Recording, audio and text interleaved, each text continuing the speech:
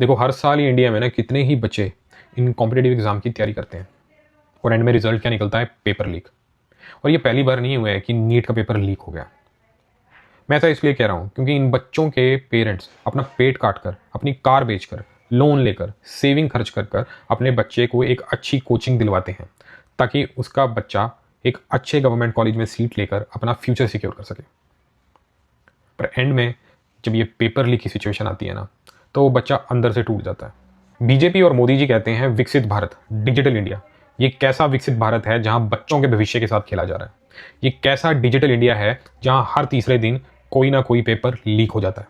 मोदी जी बड़े बड़े events organise करते हैं, परीक्षा पे चर्चा, पर तब उनकी चर्चा कहाँ जाती है? जब इन बच्चों के भविष्य के साथ खेला जाता है, जब ये बच्चे सड़कों पर आकर रोते हैं, तब आपका कैमरा कहाँ जाता है? तब आपका मीडिया कहाँ जाता है? और हमारे एजुकेशन मिनिस्टर धर्मेंद्र प्रधान, इन्हें तो कोई फर्क ही नहीं पड़ता। इन्हें फर्क पड़ता है तो सिर्फ अपनी गद्दी से।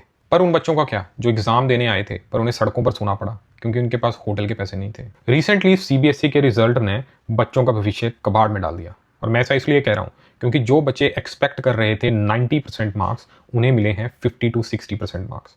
इतना बड़ा गैप। देखो, सिंपल सी बात यह है, जब मोदी जी को हर बात का क्रेडिट चाहिए, डिजिटल इंडिया का क्रेडिट चाहिए और भी जो उन्होंने किया सबका क्रेडिट चाहिए, तो इस नाकामी का क्रेडिट भी उन्हीं का है।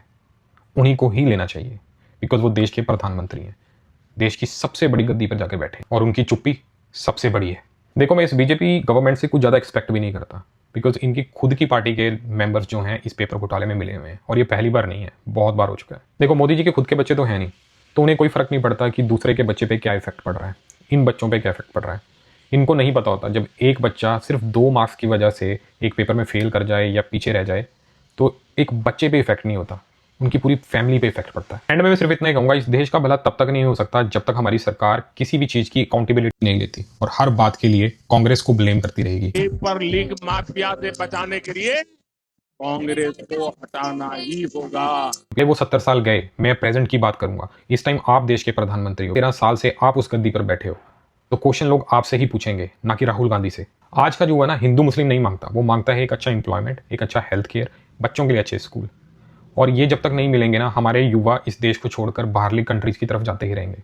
और एग्जाम्पल आपने देखा ही है कि यूएस की तरक्की में हम इंडियंस का कितना बड़ा हाथ है। और जब तक ये हमारा इंडियन सिस्टम हमारे यंगस्टर्स को ट्रॉमा देता रहेगा ना, तब तक हम विश्व गुरु नहीं बन सकते। जय हिंद।